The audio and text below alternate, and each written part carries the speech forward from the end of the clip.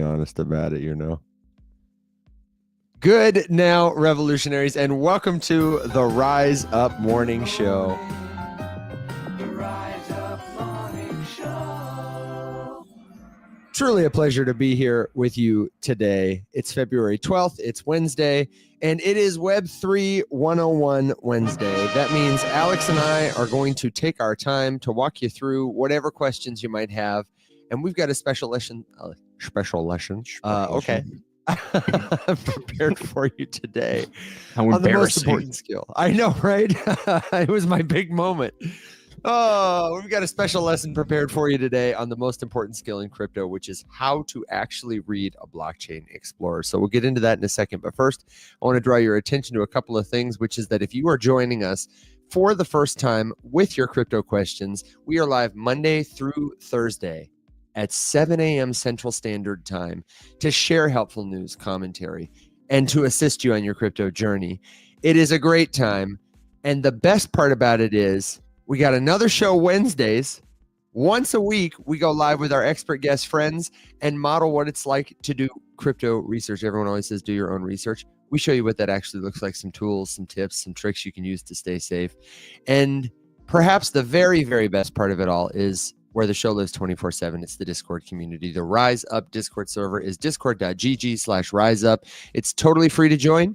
We have premium memberships to accelerate your learning journey, and we have a global community of learners at all levels of experience. Really, the only thing missing is you. So check it out, take a screenshot, and then if you miss it, just remember the riseupmorningshow.com because all of our resources live there, including links to our YouTube channel where you can find a more expanded version of the process we'll go through today. So let us know how you're doing. If you're crypto curious, if you're new to crypto, and if you know how to read a blockchain explorer, or if you're not comfortable with that skill yet, let us know and be honest. We're not going to pick on you. It'll help us maybe get started. We've got a little sort of scavenger hunt. So, hey, everybody, welcome. Are you feeling good about it, Alex? Did you solve the scavenger hunt that I sent you on? I think I just sent you the transaction hash today. I don't think I gave you any details, did I? I mean, no, but you don't have to. Oop, yeah, that's right. Sorry. Oh, that's right. My bad. It's okay. First time. You and me both. It was a special, whatever I said, a special lesson, and we got an echo. It's just our fake radio show, so you can't expect it to be. But that's exactly right. So don't come for me. Don't come for me. Do you want to just get right into it then? Shall we open the transaction and show people what it is? Alex, what exactly is a blockchain explorer, or what's a good place to start? I was going to say maybe that's a better spot to start. I was going to do the who, what, when, where, and why kind of thing about blockchain explorers. Short and sweet, because honestly, it's pretty simple. So the whole point, maybe not the entire point, but like a major piece of the point of a blockchain is transparency. It's the trustlessness. It's the ability for anyone, anywhere, to fact check, anything. Fact check yourself, brother. That has to do with the chain.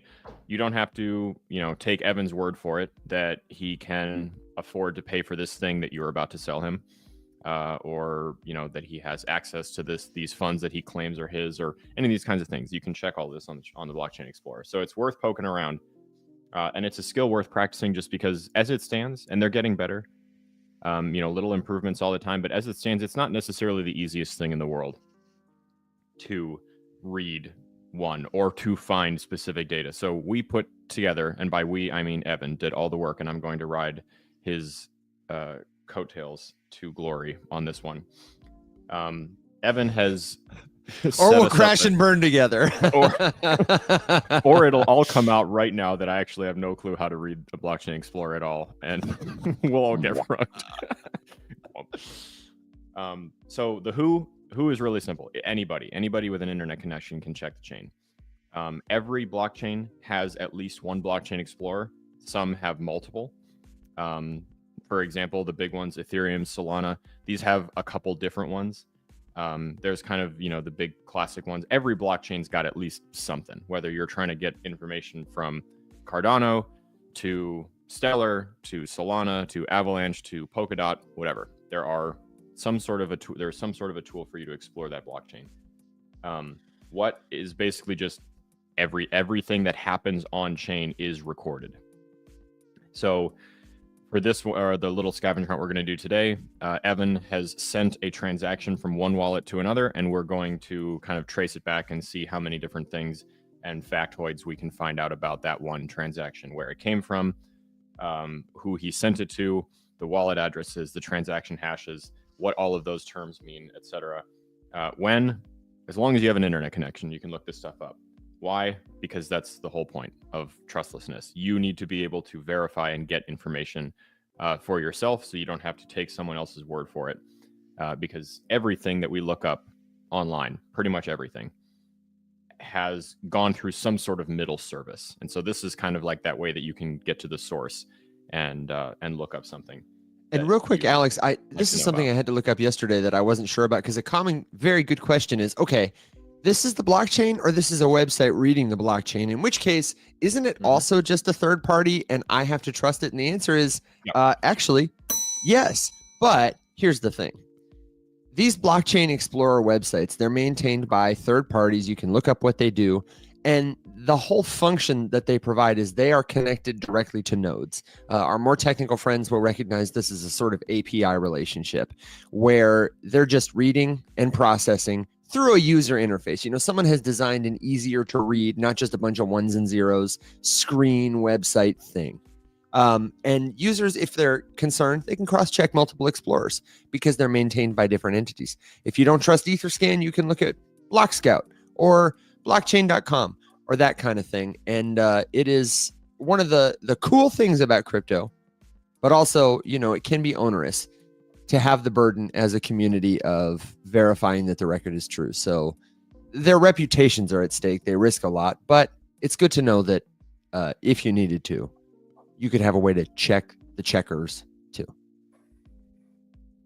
Well said. I just realized I'm going to have to do a lot of screen sharing today. So let me warm my shoulders up. Yes, strap in, buddy. Okay. All right. Okay.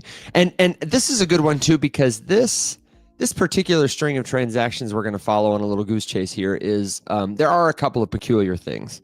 We might get stuck and we might get in the weeds, but I've got my cheat sheet here so that people don't feel too terribly lost. And if you do feel lost, don't worry. We're going to have this recorded. You can go back and check out our YouTube where the other video, How to Read a Blockchain Explorer, lives. So, and if you got a different crypto question, then just sit tight. We're going to do this for a couple of minutes. It's just like our warm up, our lesson to stretch our brains a little. If you have one, drop it in the comments and we will come back to it and spend the rest of the episode just ping ponging, answering crypto questions. So ask us some good ones. We're ready. You want to throw it up there, or do you have other thoughts, Alex? I was just looking to see if I could find the abstract stream. Oh, yeah. I'm glad you're doing that, because I went to check yesterday and I didn't see any evidence of it after the fact. And I asked our friends over at Abstract, shout out to everybody on Abstract. But I didn't get a good answer. I think, you know, they've got a lot of questions and they're busy. You know how it is when like one guy who's not terribly active in your community comes in and he's like, hey, quick question.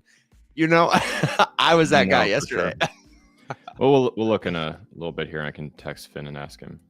Okay, let's see it. Cool. Because there's got some XP and it says it's connected, but I don't see it up there. Okay. Yeah. Okay. Anyway, let's do the thing. Put a pin in AO, Balin, because I also saw that and we can talk about it after we do this little exercise here.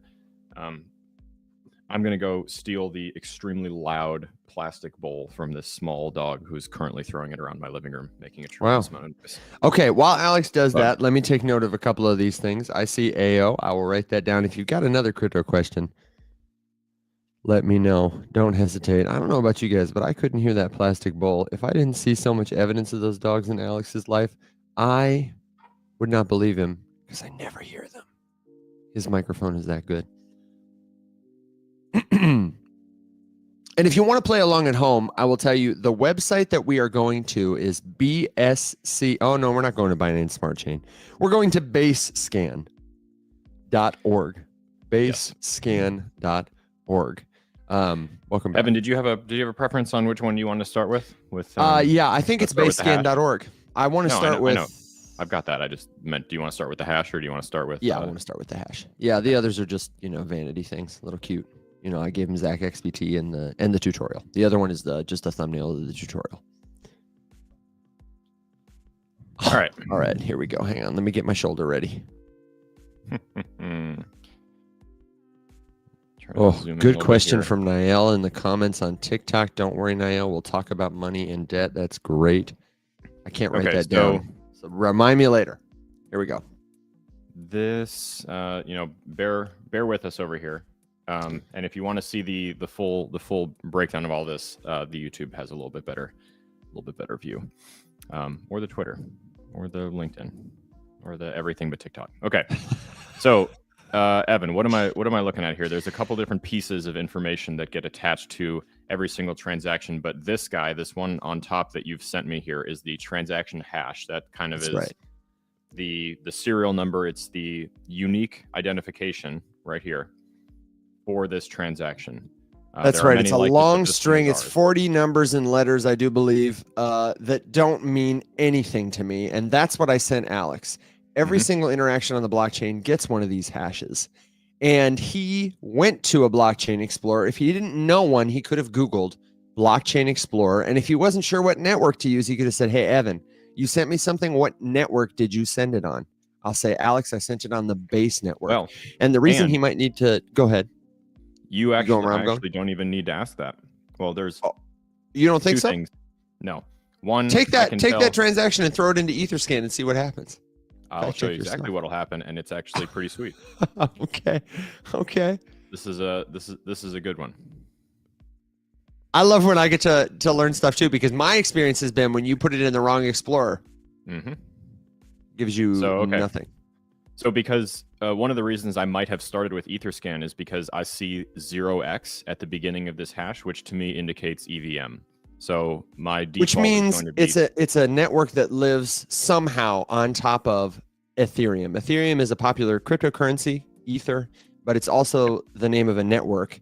And many networks built on top of it have addresses that look like that. So safe bet. So I started with Etherscan. And if I search here, okay, so transaction hash not found on Etherscan. Here's the hash that I just looked. Now we can't see the screen that you're sharing. Oh, shit. Can you tap over to it real quick? I keep forgetting it does that. Here we go. Okay, so not found, right? Because this is not an Ethereum transaction. Here's the hash. But I have this invitation here to view it on Blockscan, which is just sort of this more of a catch-all here. Search the thing and it will tell me where it is. So this is a base transaction. And here is the information from to the Whoa, look at how simplified this is. Look at Blockscan. Hang on. Go that is absolutely beautiful. Can you tab back, screen share the other tab? Like if all I want to know is who's it from, where'd it go to, and what did they send? This is a really clean, simple interface. I never use Blockscan to look up transactions, but we might need to get a sponsorship, man. This is simple. This is the secret sauce, because as you'll see, if we were to look back over here at BaseScan, I have all of the same information, but I genuinely, even still, sometimes I have to okay, wait a second, because the way that they organize all of it is a little bit different.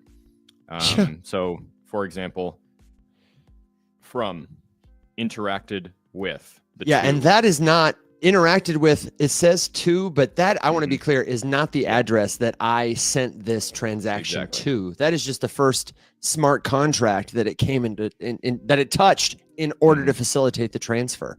Which you can tell because there's a little contract logo right here. So this indicates that the thing we're looking at right here is a contract. And that seems like a good point to clarify, maybe for people watching.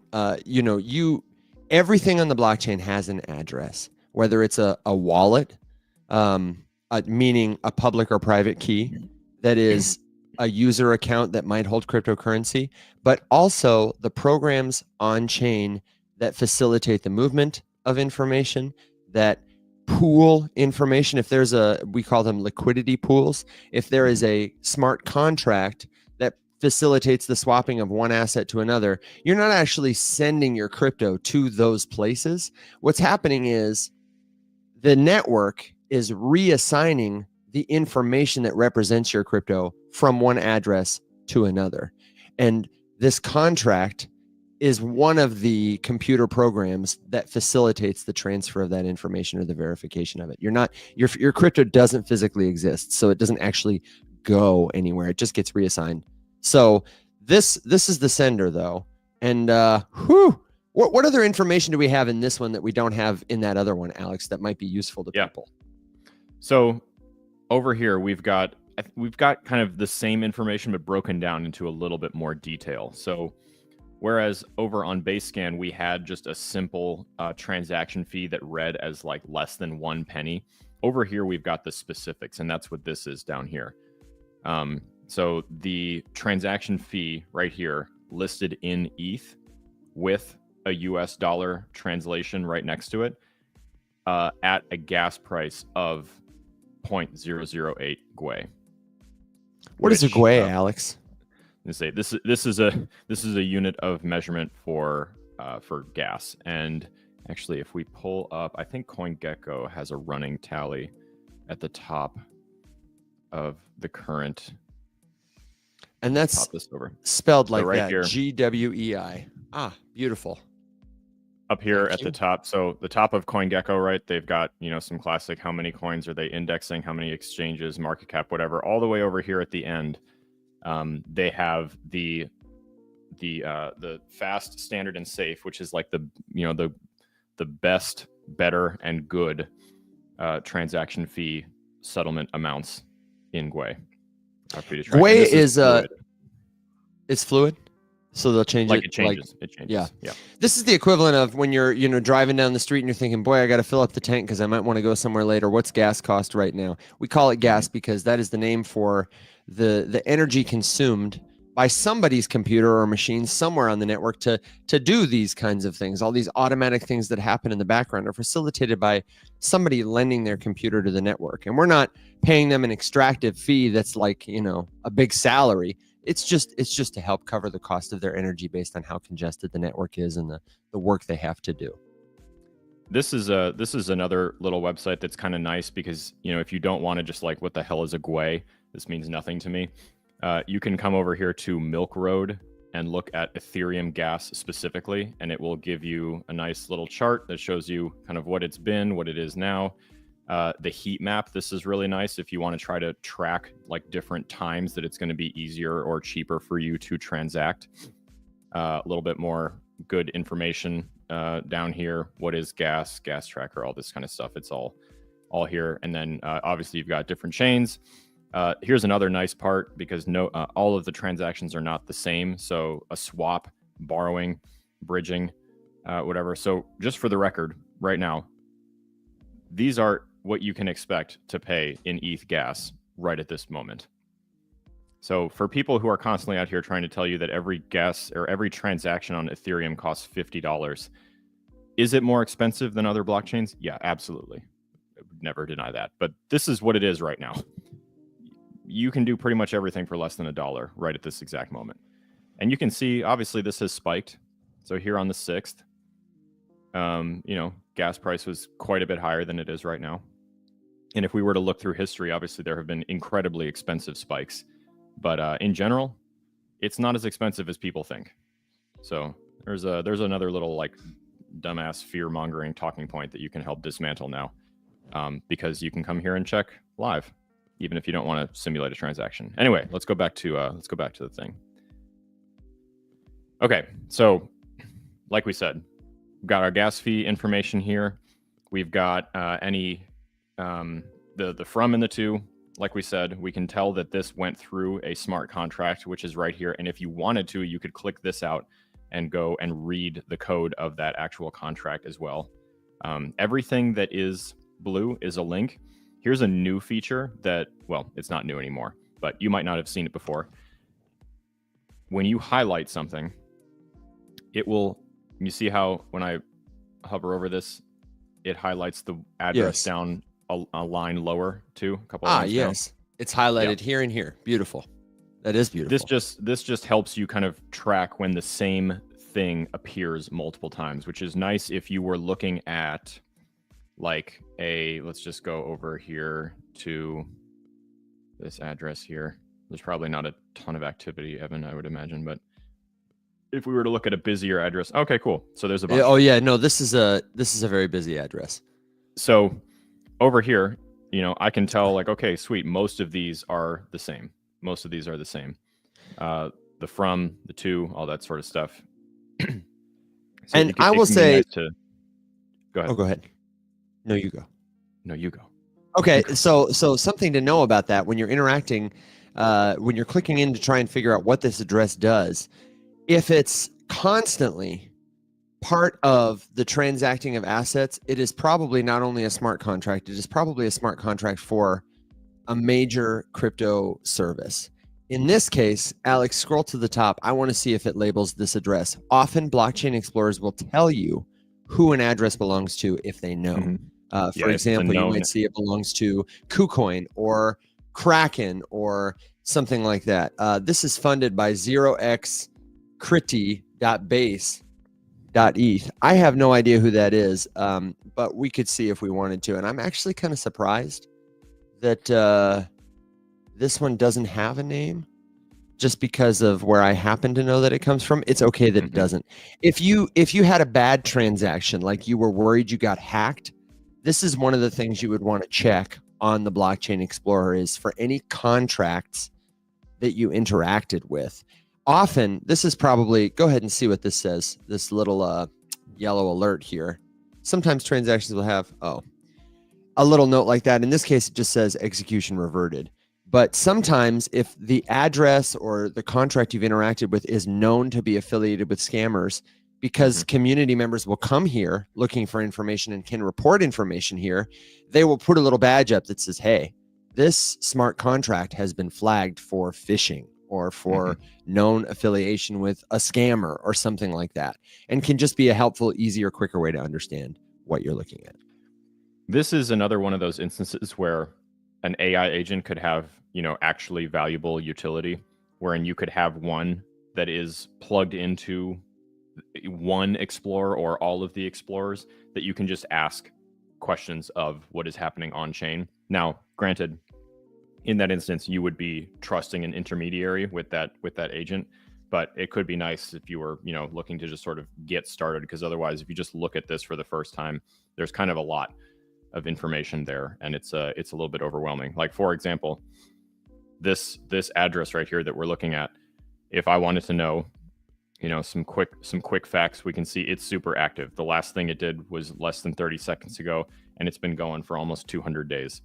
It's got a ton of transactions, 344,632 to be exact.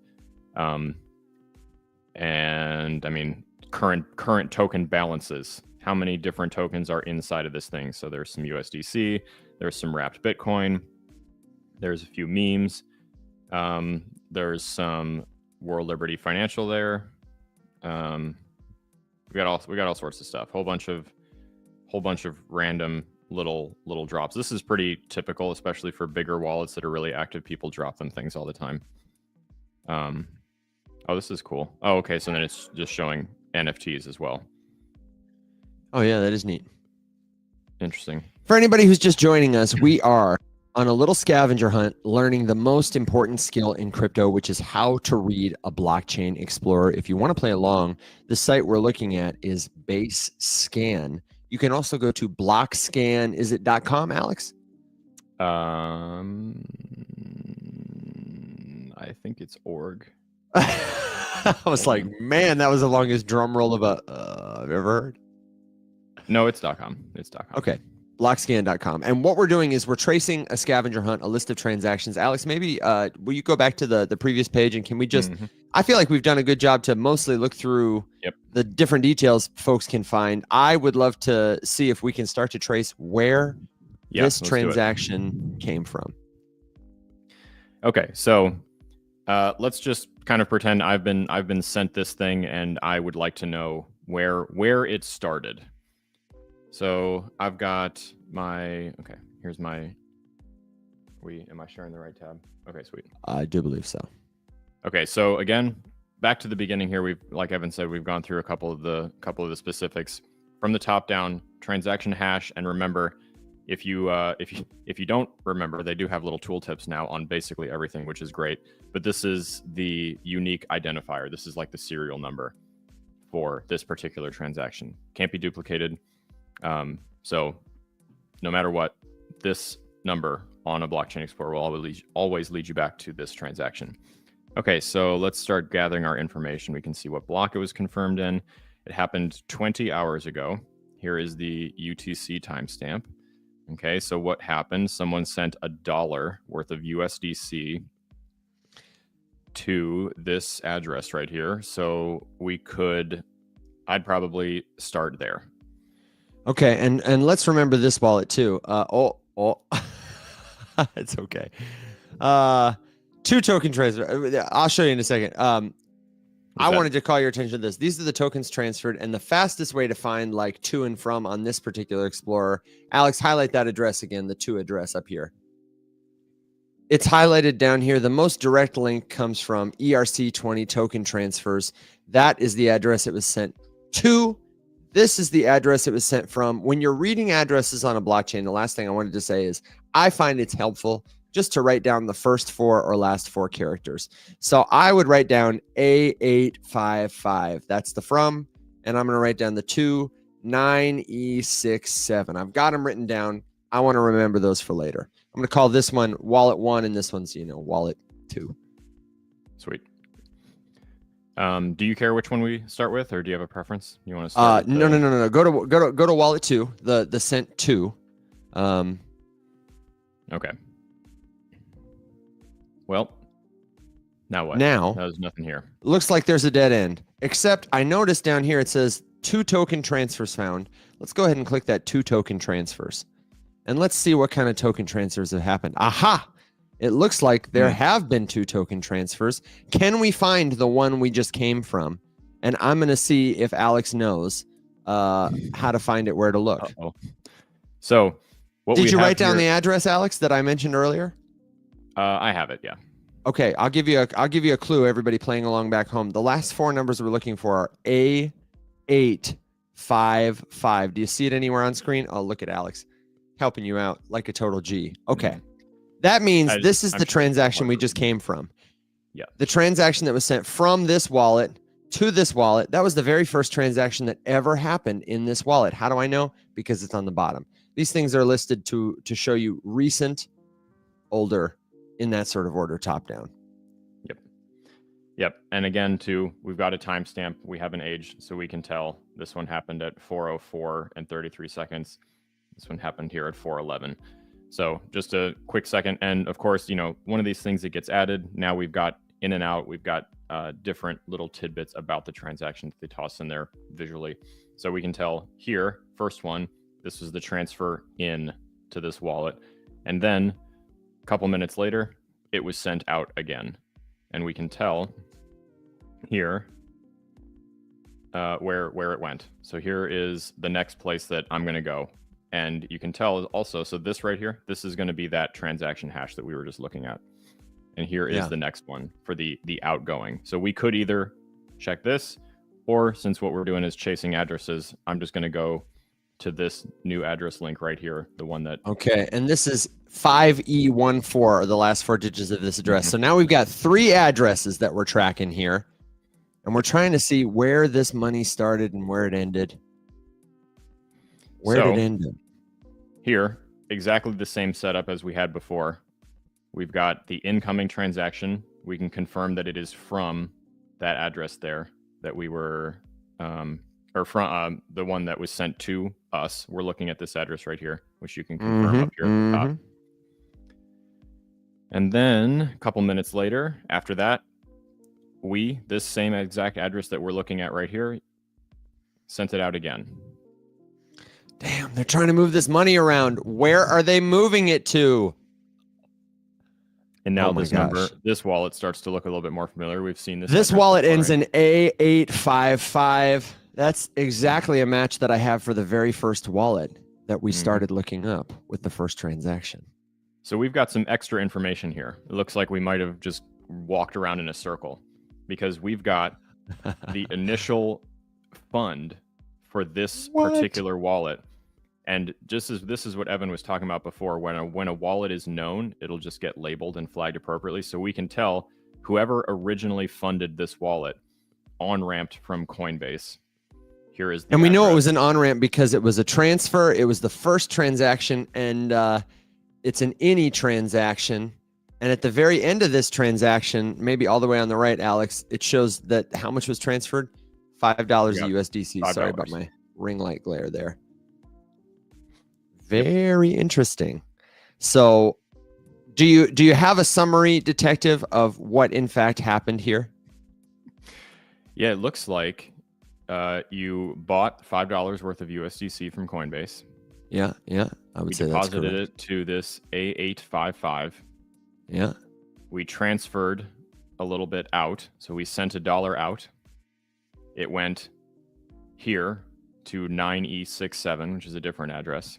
That's I would right. imagine that if we went over here, let's check. Well, you can double check this, but this is exactly where we went. 9E67 sent it to 5E14 in that transaction there. And then 5E14 sent it back to A855. That was the in transaction that they received the money. And that's it. The money ended up right where it started, back at A855. They sent us on a wild goose chase. And I don't know if you can tell, this one at the top here has nothing to do with any of those transactions, but I think I know what it is. Do you? The what on top? The very top transaction 20 hours ago has nothing to do with the wild goose chase. I did not activate that at all. I have a suspicion that I think I know what it is. Yeah, I have no clue. So we could check. Here's my suspicion. I think that is a USDC token reward, and I think it's like an NFT receipt. That is my guess. Although they're not giving us a tremendous amount. Here's the token contract for this particular thing. Who did it come from? Over here. So, yep. This is a contract address for a token. This token right here, and it has no market cap, so it's not like a liquid token.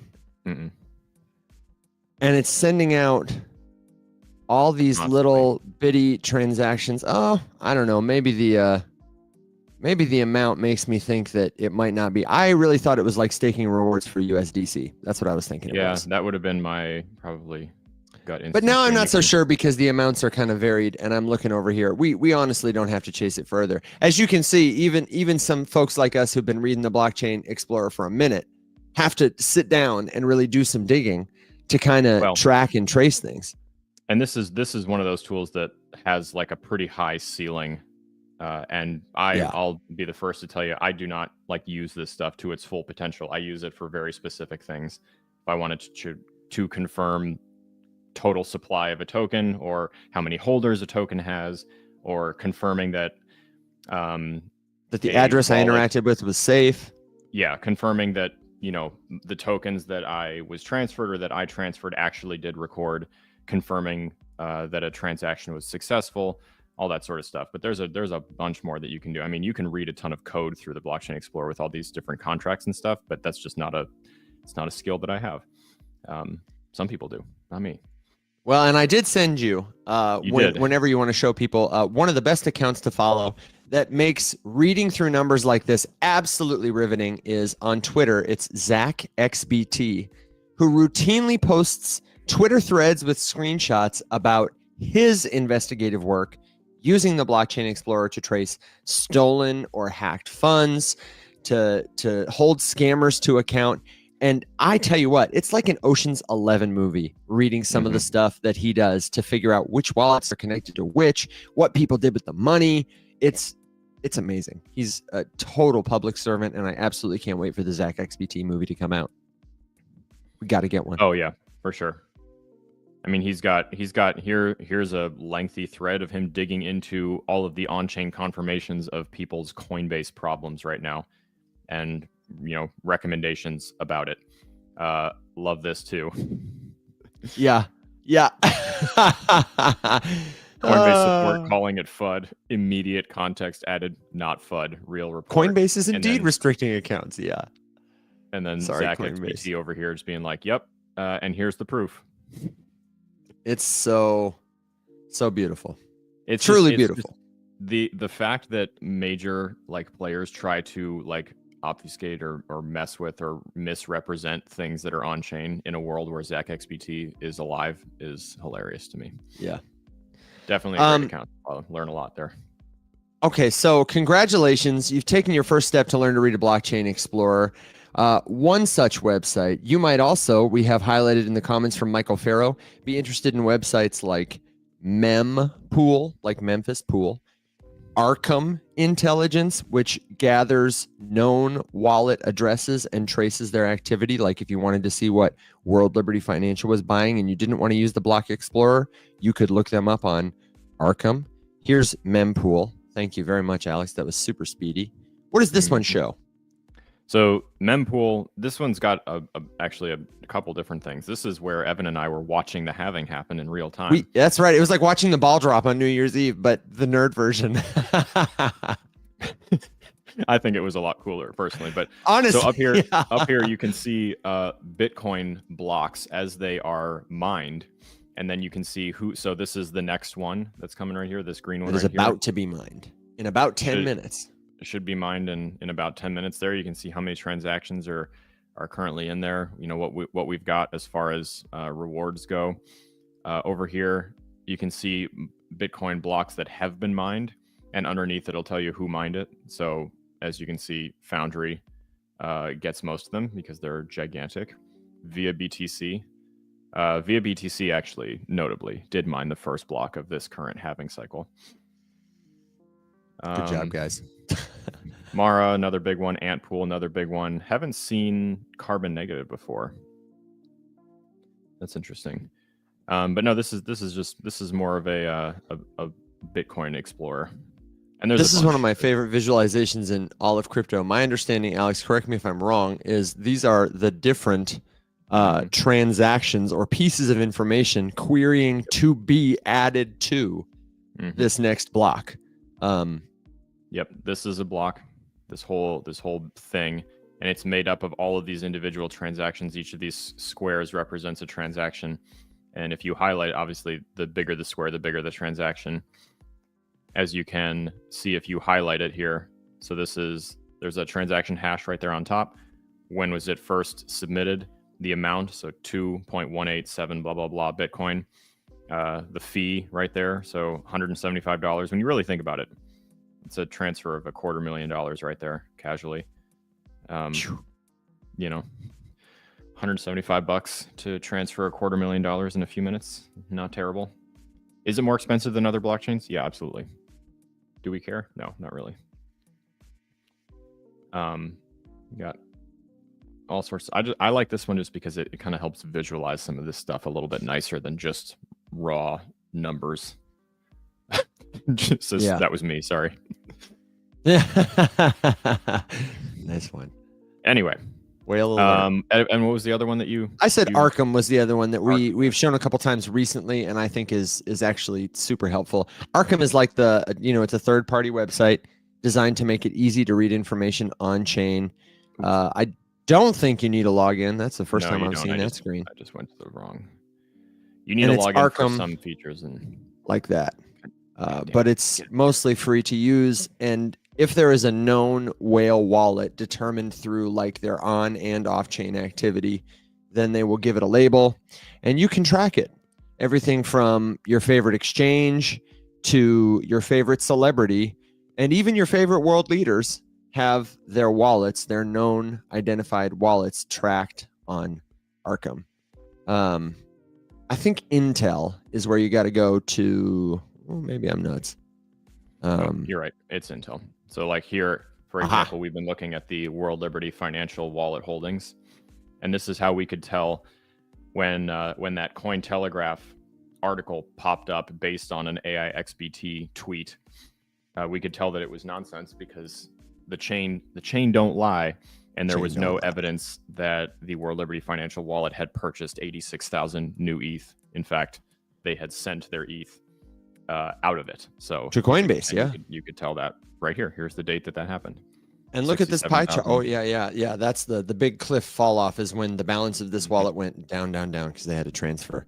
And you can Yep. see where they've withdrawn to. Coinbase is a big old chunk of that pie, but so is Gate.io, which is interesting because are US based companies allowed to interact with Gate.io? I feel like that's one that we're barred from. Yes, it is. Oh, somebody at World Liberty's got a VPN, man. Oh, dang. And I mean, there's a KuCoin few. too. Oh, be KuCoin. still my beating heart. Binance, Chinese I miss exchange. KuCoin so much. Pretty funny. Yeah, Yeah, really, see, truly. the chain don't lie.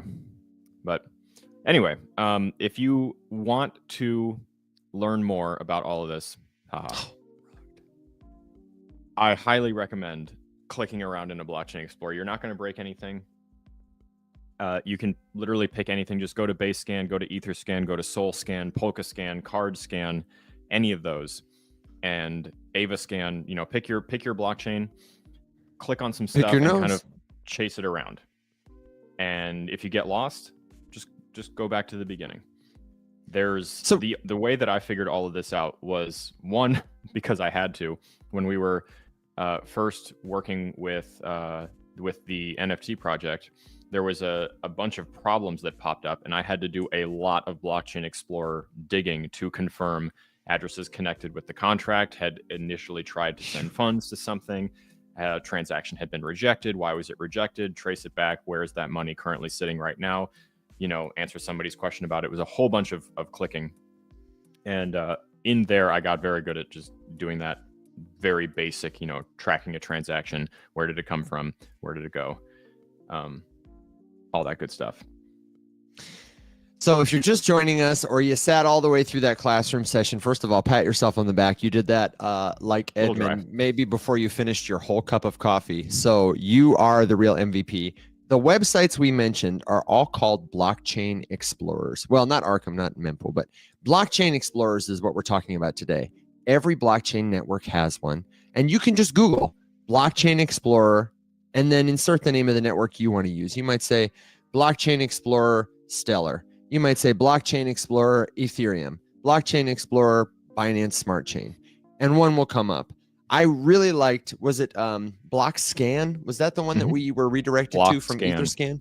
Wow, yep. Blockscan.org or .com, you said. .com, yep. That was killer. And I know, Alex, you answered this question already, but I thought it was a really good one for TikTok too. You can use this to track stolen funds, but that doesn't necessarily mean you will be able to recover them. So, yes, you know, that's tough. But for example, these different tokens have different identifiers and serial numbers. So if someone were to have exploited your wallet, and this is classic in like wallet drain attacks, you want to see like, well, where did the money that was stolen from me end up? Where did it go?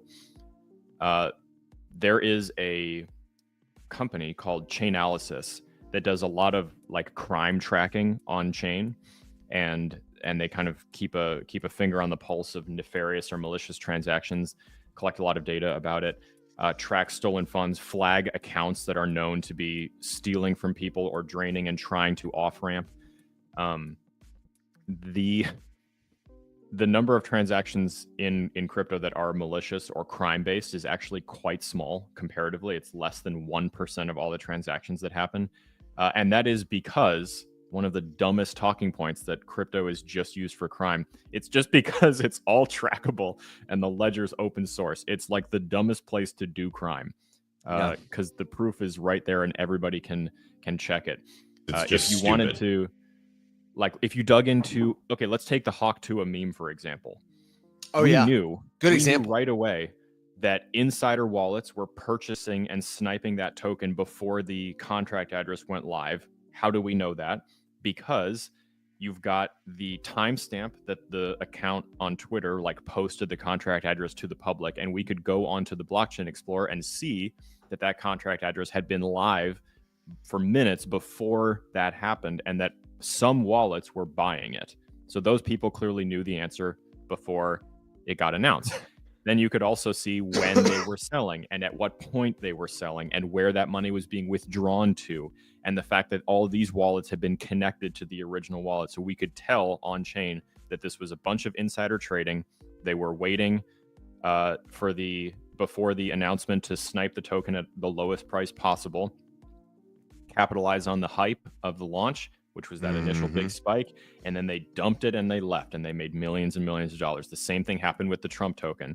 We could tell that insiders were buying it heavily within seconds of it going live and selling immediately for tremendous swings. And most of your favorite influencer tokens too.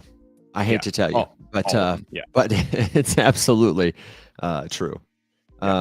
This is a gross misrepresentation. You could tell too. There was some instances, specifically with that one. Was it Ryan? No, it wasn't Ryan Fournier. There was a couple people who had been they got into the Trump token early, and the way that they funded themselves was to take money from Coinbase and send it to one wallet, and then try to send it to another one and spread it out, and then buy the Trump tokens and spread those out to different wallets so that you couldn't tell when they were all being sold at different times. But the problem is, as you just saw, you can very easily follow that little trail of breadcrumbs and get exactly there. So it looked like, it looked like a kid trying to hide something from their parents, not knowing that the parents have a camera in the house that's, Speaking of trying to hide something from your parents, on the topic of trying to recover lost funds, once you identify somebody who took them from you on the blockchain, our good friend Solom said, if I can find their physical address, I can recover them, tracking his inner Liam Neeson. My dad can beat up your dad. If you've got a crypto question, now that we've been through that, I would love, and Alex would love, to answer it for you. This is Web3 101 Wednesday, and with the rest of our time, we want to answer any questions you might have about cryptocurrency. There's absolutely no stupid question. If you missed most of the Blockchain Explorer play along game, then the good news is the recording will live forever on YouTube. Our YouTube channel, just search the Rise Up Morning Show. You'll find it there. And we also have a playlist called Web3 101. It's got a whole video that gives you some more practical tips on how to read a Blockchain Explorer. Alex, look at this question. We have got two good questions that we can answer really quickly. What happened to KuCoin and how to create an NFT? I'll take the first one and tell you KuCoin is still operational and still one of my favorite user experiences in the game. But unfortunately, if you're a US consumer, you absolutely can't use it anymore. Even with a VPN, they have made it so that if they understand you are, using funds, have accessed it from the United States, you're cut off. They just don't want to be held legally liable in United States court for selling to our people. I don't know. It makes me so terribly sad because it's one of my favorites. Alex, how do I create an NFT? That's a good one. Well, I would say it depends kind of where you want to do it. Okay, so that's the first decision, where I want to do it. I just want to do it at home. Or do you mean something else? I mean, what blockchain do you want to put this thing on? Oh, what blockchain do I want to put it on? At this point, there are a ton of mint services that you can, no code create something. I'm trying to think of one off the top of my head. What was the last one I was looking at? There was honestly, the last ones I've used and that I've recommended to people are on more than Base. I have. I would say some of the easiest interfaces that you can use to create an NFT. One I really love, Alex, is called Party.app. And when Alex says no code, he just means you don't need to be a software developer. You can click some buttons and launch an NFT. It depends on where you want to launch it. And the considerations are different blockchain networks. Do you want to launch an NFT that's going to be remembered in history as one of the most valuable, important NFT collections? In which case you probably want to launch it on Ethereum, unless you're just some super marketer and you can make it happen somewhere else. If you want a lot of people who can trade your NFTs, you might want to launch it on Solana. If you just want to have a really accessible token that many people can participate in, I'd recommend Base. And this is one example of a no-code website to launch NFTs. It's called Party.app. And not only can you launch NFTs here, but you can launch fungible tokens here too. If you wanted to create a token that could gate access to a club, if you wanted to crowdfund something, if you wanted to invest together with friends and use tokens to track whose funds went where, you can do it with Party.app. It's really quite cool. Alex, will you go to, scroll to the top, please, if you would, and go to create NFTs. This is how simple it is here. Start a party is the button we're going to click. And it's got a couple of things you can do. You can choose that token launch dropdown first. We're going to do public mint. Notice you can do a launch, which means like it just goes live. You can do a public mint, which means there's a, a website people go to, you direct them to, and you can do a manual invite. So Alex, for example, if we wanted to do a launch that was exclusive to members of the Rise Up Morning Show community, like a POAP drop, we could create a manual invite that we distributed to our friends based on, how many of them there were.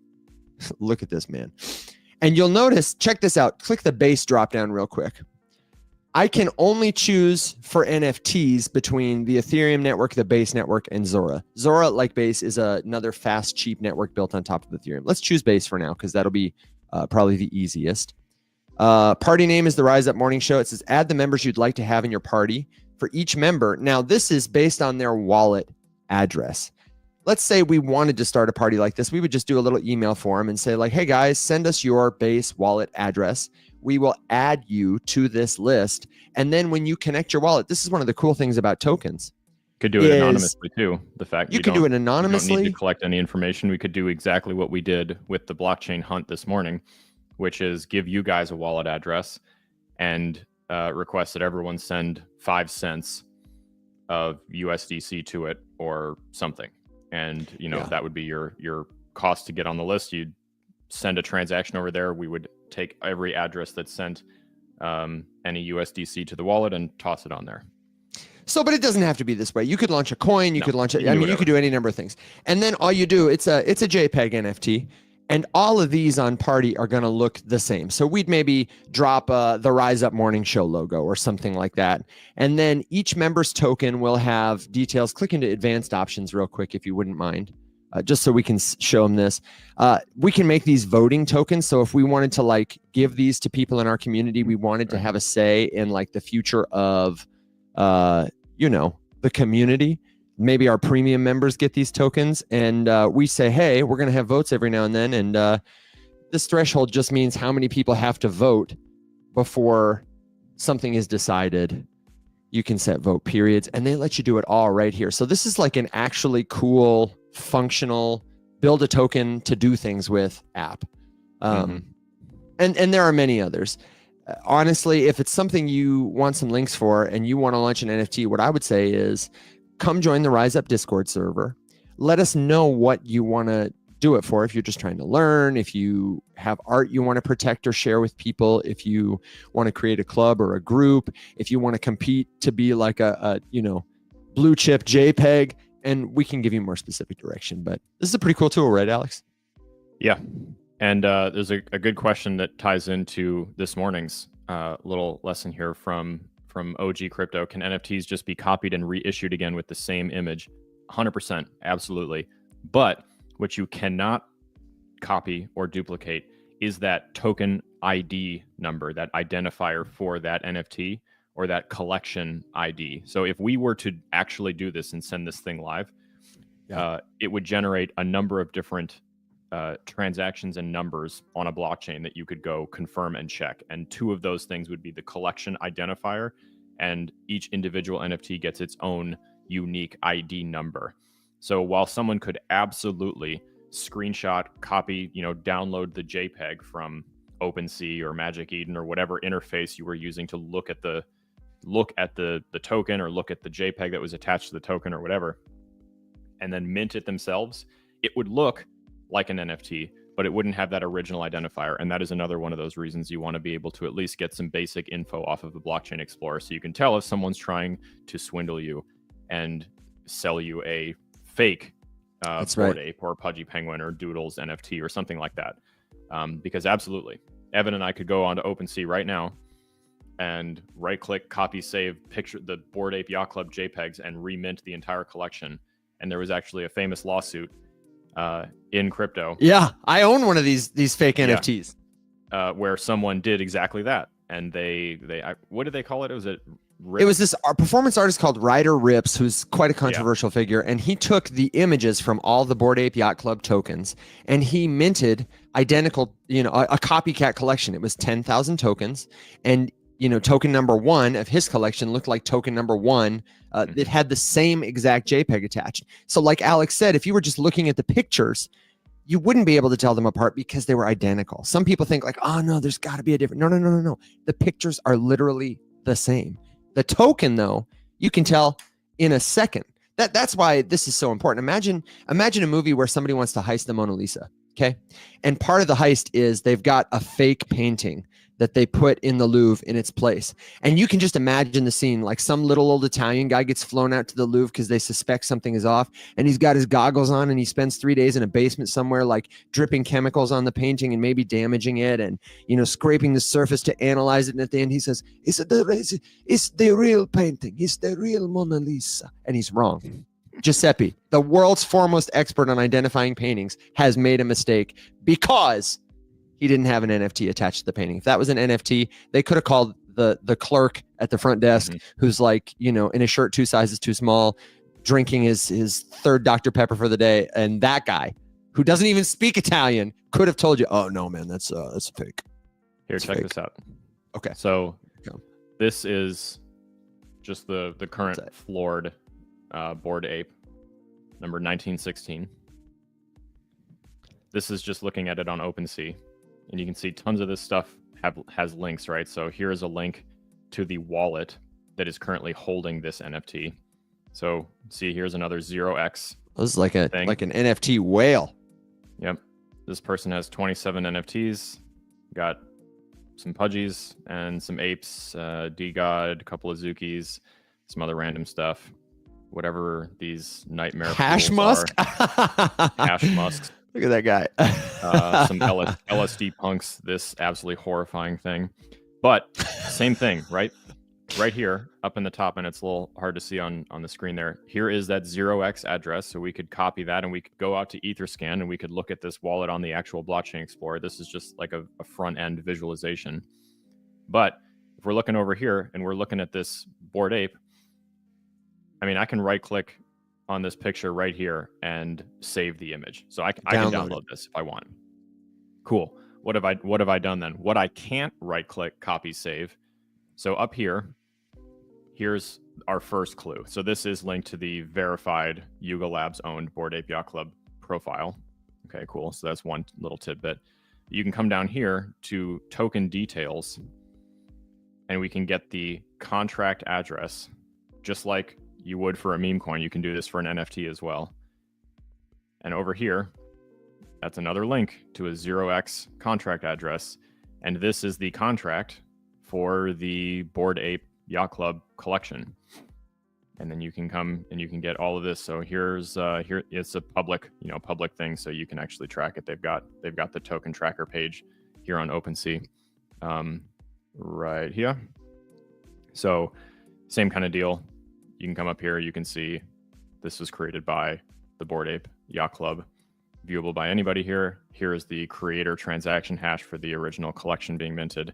And you could use this to prove that the one you were looking at is a real one. And down here, we can see any and all transactions using or sending these NFTs out anywhere. So that this part you can't fake. If I were to right-click, copy, save all of those JPEGs. So actually here, I can show you that counterfeit collection that Evan was talking about. Oh yeah, the Ryder Rips Bored Apes. Yep, hold on, I'm coming back. Imagine how cool this would be if every single receipt was like this, how it would stop false returns. If you showed up at Kroger with a $300 sofa that you didn't buy and said, I want to redeem this for the money, they're not going to be looking at, is the receipt you have, does it appear real? They're just going to look at your wallet and say, do you have the token for this purchase? And if the answer is no, sorry, pal, looks like you didn't buy it. Is it They might have delisted it, honestly, Yeah, truly. Which does not surprise me because they got adjudicated against. I could find the token maybe for anybody in Discord. It would be Ryder Rips Bored Apes. It was RRBY. Here's at least one example. Oh, okay. No, Okay, I thought sure. it was going to be the same JPEG. No. Anyway, I mean, you could go ahead and you could look up, I thought that Ryder, if maybe they did, maybe OpenSea did. I think they delisted it as part of the thing. So, which is honestly kind of cool. I'm pretty sure I paid 0.5 ETH for that thing at a time when 0.5 ETH was worth a lot more than it is right now. And I got to be honest with you, I don't regret it. I own a cool piece of history. Yep. That is an important moment in our space. It will maybe a Bored Ape won't ever be as valuable as it once was again, and maybe that'll never be something I can sell to somebody. But in the museum that is my wallet, like that's a cool artifact that tells a great story about why NFTs matter. I agree. We have a couple of other really good questions too. I'd love to answer before we get our dogs and ponies out of here. Which Alex, beyond the Blockchain Explorer, how do I look up info about a particular token? Say I want to find, maybe a contract address or the market cap or the max supply or where I can buy and sell a token I just heard about on TikTok before I go and buy it. Where would you go? Well, there's a ton of options. It depends what information I had. If I had like a ticker that someone was talking about, I would probably go to social media first and try to find, ultimately what I need is the contract address. That's the thing that you can't fake. In the same way that I can right click, copy, save that JPEG and like mint an NFT that looks like it's the same as that Bored Ape. If let's just say, someone launched take Pengu, I don't know, the Pudgy Penguins token. I could totally go on pump.fun and launch my own token and name it Pengu. I could do that. But what I can't do is double or duplicate that contract address from that. And I bet you if we go to Dex Screener and look up Pengu, there's going to be more than one. I bet you're right. So Dex Screener, though, is one such website you might use to search. And I would say probably, if I know you, the next website you might go to try and verify the information you find there is CoinGecko. Yeah? Mm-hmm. Yeah. Yes. That's what I thought. Yeah. Like Alex said, though, it's always good to try and find an official website first. A lot of the times, if you're looking up a, silly little meme token, you're not going to be able to find one just by searching for it on Google. So you're going to have to go to a site like Dex Screener. And are you pulling up Pengu and Dex Screener? Is that what you're going to do? Because I'll get the screen share ready. Or are you? It was a bad example. That one's too well known. Dex Screener's got the fakes flagged. So the only things that come up are the real ones. Well, then let's show them CoinGecko, because I feel like for most tokens, if you can't find it on CoinGecko, I will say, especially if you're new and you're learning, it doesn't mean you shouldn't buy it, but you're probably going to hit more winners than losers on CoinGecko in terms of tokens that are not an absolute total scam rug pull. Here we go. Here's B3 they just launched. Oh yeah, somebody was asking about B3. Interesting. Yeah, it's a game developer project over on Base. Okay.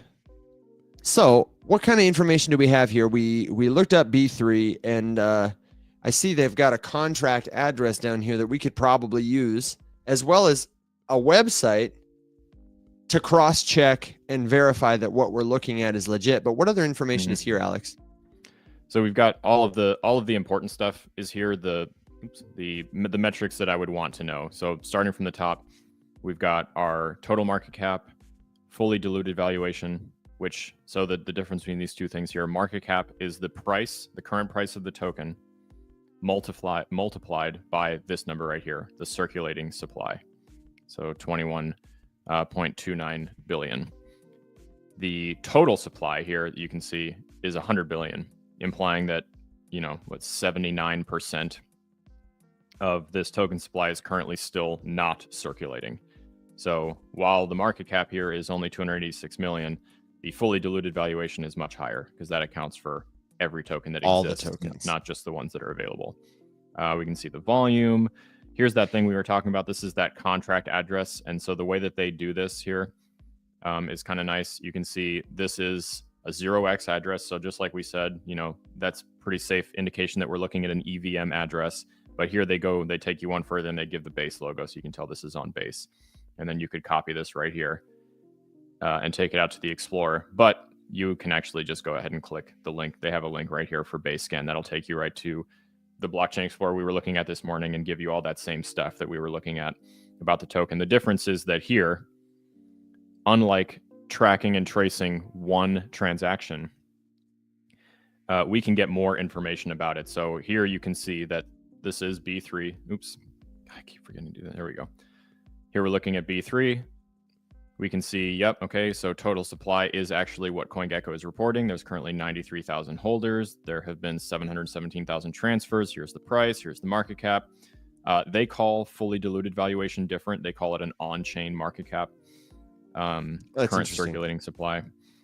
Then you come down here and you see all the transactions, and you can come over here and you can look at holders, and you can see like who's holding all this stuff. So you can see here's some smart contract that's probably a team wallet, we can assume, that's 23%. And real quick, a lot 19. of people will misread this, Alex. They'll see, oh, somebody's holding 23 billion tokens. There's a whale here. They're going to manipulate the price. Somebody's holding 19 billion. Somebody's holding 20% of the supply. It is possible, but I don't think it's likely in this case, because the fact that this is a contract address tells me that that could be a project wallet. Like maybe these are the tokens that they're holding back in escrow, that other 79 billion waiting to be released for one reason or another. I don't see just one wallet with 79 billion. So that tells me maybe they have a wallet for team allocations that is a smart contract that is scheduled to unlock every year or whatever. Maybe one of these is Coinbase or somebody else who's got a lot of liquidity. One of the other common mistakes I see people make, in addition to assuming like, oh, there's whales when they see this, not understanding its contracts, is when they see that there is supply left that's like not in circulation, they sometimes mistake that for meaning like that those tokens are available to sell and they haven't like sold out yet. But you know, I want to be clear. Most of the tokens that are not in circulation are allocated to a purpose to be unlocked at a later time. It's not like they're sitting behind the counter at Walmart for you to buy if you want them. So get them fast because they'll be gone soon.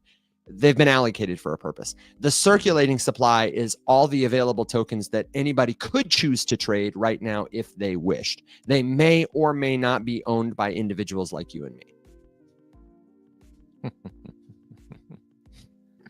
Okay, we got another good question. What wallet would you recommend somebody use for their first time? And I'd actually like to take a crack at this one, Alex, just to say, I think the wallet you should use depends entirely on the tokens you buy, the networks you want to use, and whichever wallet seems easiest for you to use consistently and use well. I think probably your first wallet should be a self-custody hot wallet, an app. MetaMask, Phantom, Trust Wallet, Coinbase Wallet. If you Google cryptocurrency wallets, these wallets will come up. And I think you should spend some time on YouTube watching tutorials.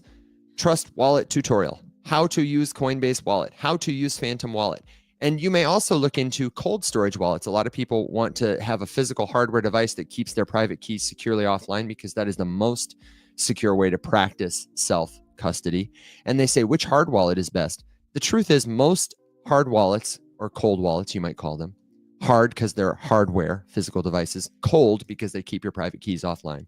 Most of them are fine. The difference really is which one are you going to find it easiest to use consistently? Alex uses a Trezor. I use a Ledger Nano X. I just got an Arculus in the mail from Arculus, and I'm going to make a video about that so people can see what it's like. And that's what you got to do. You got to find one that you're like, yeah, that seems easy enough for me to use.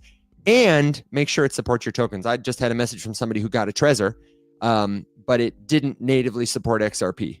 I understand you got to jump through a couple of hoops to make it interact with something that'll do that. And even then, it might be a little difficult for some users. So do a check on their website. After you see on YouTube, wow, that tutorial makes Ledger look great, or that tutorial makes Arculus look great. It's the one for me. You're going to go, does Arculus support Stellar? Does it support XRP? And you'll look at their website to see a list of tokens and networks that they support or that you can add. And if the answer is no, you just go to the next one on your list.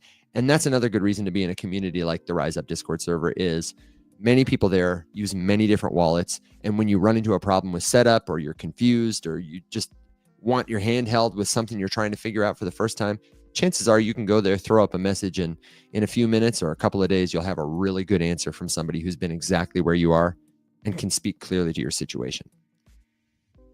We also had questions, Alex, about staking. Our friends asked, what is staking? And also, while Alex coughs, shout out to our friend Tech CEO, the official salesman of the official mug of the official morning show of the Financial Revolution. What a guy.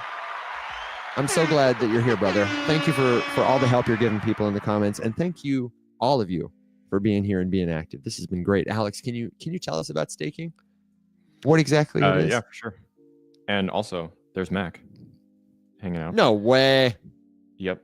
Oh, here he is. There he is. What's going on? Let me say hi to him. Hey, what's going on, Mac Lorden? Welcome to the Rise Up Morning Show. What's up, guys? Hey, man, not much. We're just doing a little Web3 101 Wednesday. We're answering beginner questions. We just showed everybody how to read a blockchain explorer, and now we're talking to you, man. We were gonna address what is staking, and honestly, we got to go in just a minute because we're wrapping up the show. But while you're here, you want to help us answer a couple of quick rapid fire questions and then give a final thought? Don't let me derail you. I saw that you guys were talking a little bit more technical stuff today, so I just want to come in and say, hey, but yeah, go for it. If I can be of service, let me know. But I know you guys are just getting into staking and anything else. So, what would you say staking is? Maybe you can take this question, man. Well, I'd say staking largely is just a way to lock up liquidity to make your token go up in value faster. The marketing answer. The marketing Yeah, answer.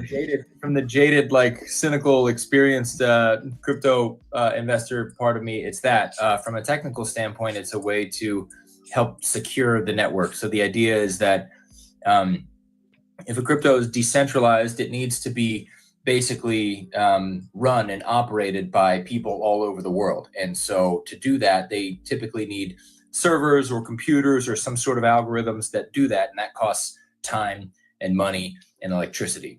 So as a reward for that, they say, okay, these local nodes, typically is what they're called, will keep the network up and running. And so the blockchain will give rewards in tokens to those nodes. The gas fees that you pay are distributed among these people who do that work. Thank you. And then the nodes are like, okay, well, we're doing all the work, but we don't have to. Maybe you guys near me can, stake your tokens with me, help me kind of come up with this minimum amount that is required to be a node or whatever it is. It's different for each blockchain. But what they say is if you stake with me, I will share some of my rewards with you, the crowd. So basically, it's kind of like if you think of like a pyramid, which we love to do in crypto, is the crypto is the blockchain, right? Below them are the nodes, and they're the people keeping the network up and running. And then below them are all the individuals like us who are staking our crypto to them, or sometimes it's called delegating. So we'll delegate our stake, which we just say, okay, instead of my crypto being in my wallet, I'm going to put it with theirs, and then I'll get rewards in return for it. Very well said, because the requirements to be, a lot of people think, oh, I'll just be one of these validators. I'll have a miner or a validator. And the requirements to do that in terms of the machine you got to have are usually kind of prohibitive, but also on a proof of stake network, you are required to put some skin in the game in the form of tokens, the network's tokens. And in the case of something like Ethereum, you have to put up ETH tokens, and you got to put up 32 of them at a current price of $2,600. We're talking almost $100,000 just to earn a cut of the fees on the network. For most people, it's going to be prohibitive.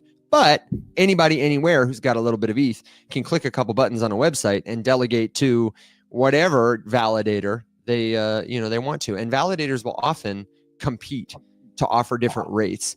And there are several websites you can look up depending on what you want to stake to see who's given the best rewards right now. Where should I stake my cryptocurrency? Evan, I'm curious, Alex just left, but were you guys around when staking came out as a new technology? I was around, but I wasn't paying attention, and I wasn't in then. Can you speak to it for us? Was it absolutely nuts? I just remember so vividly the moment, like where I was, like, everyone's like, I knew where I was when JFK was shot. Yeah. I knew where I was when I heard about proof of stake. And I think I was in the car or something like that, listening to a YouTube video, but I remember the guy was TMI, the Modern Investor. He doesn't, I used to watch him a lot back in like 2018. And he was talking about it, and he's like, basically, instead of having complex, involved computers and software that have to mine tokens, people are talking about a novel way to bring legitimacy to a website, and it's based on owning tokens yourself. So instead of having to buy hardware to mine the tokens, now you just need to have the tokens, and then you can get, mining rewards. I was like, what the fuck? That's the coolest thing I've ever heard of. Everyone takes it for granted nowadays, but if you're an OG, you remember when staking came out, that was very new technology. Oh yeah. Shit. Oh yeah. We were talking a second ago. We were looking at the mempool, just showing people different on-chain resources, and Alex was like, yes, I remember, we watched the halving happen live on a stream this year.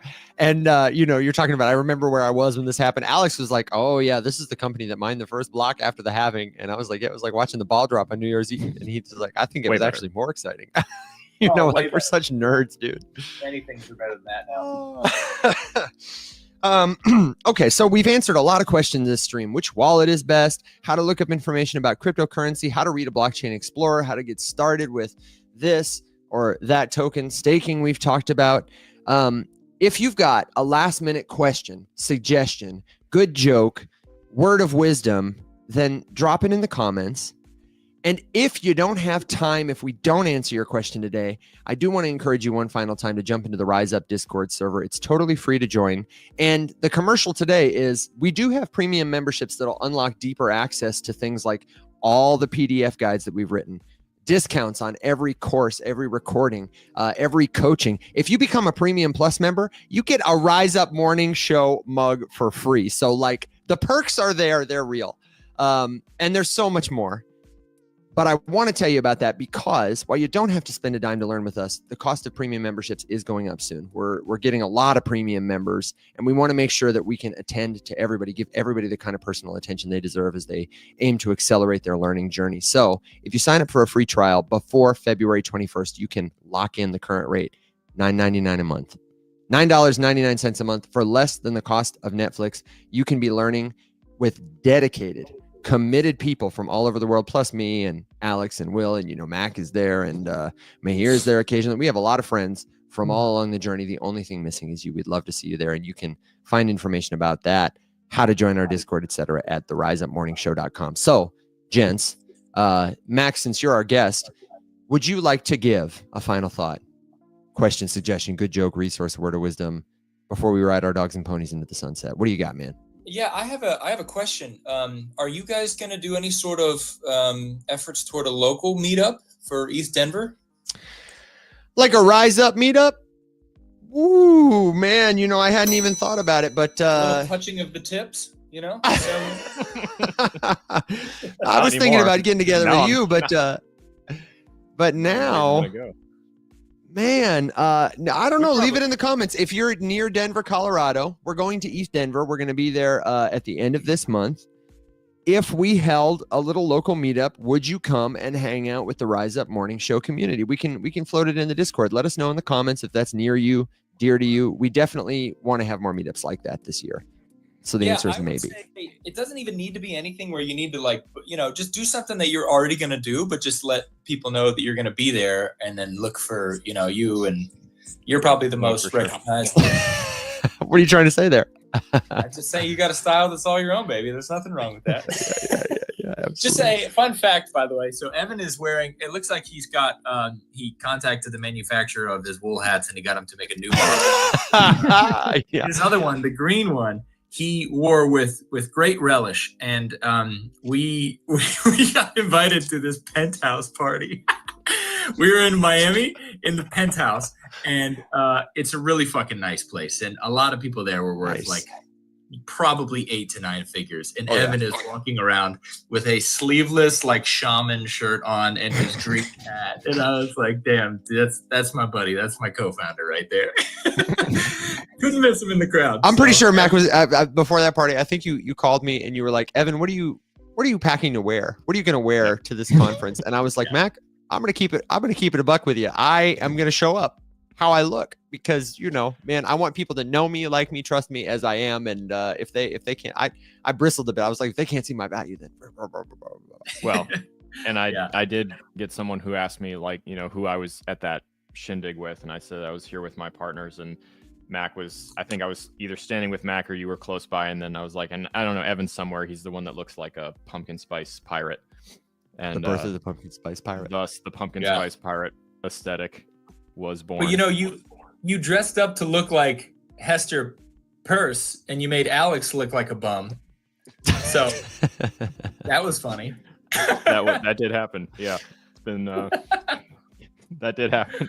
Fashion rug pull. You know, that's what we do. And we will, if you come to Denver, we will see you there at ETH Denver, by the way. Yeah, let us is know. a fantastic conference. It is a multi-chain event that started as a meetup for the Ethereum community. But I mean, you know, we're going there because Stellar invited us to a couple events they're hosting, our friends at the Stellar Development Foundation. But we're going to go to events where we're going to see people like Solana and Pyth and Wormhole and Base and everybody you know from across the space, as well as a bunch of builders you don't know yet who are going to be the next big thing. They're all there. There are hackathons, there are panels, there are talks, there are meet and greets, networking events. It's honestly a great way to usually get a free bite of food and a free drink, talk about crypto with people in real life, and then hear from people who are actively building the future. Like, I don't know. It's like the Super Bowl of crypto anytime you get to go to a conference, and ETH Denver is one of my favorites. Culturally, it's just great.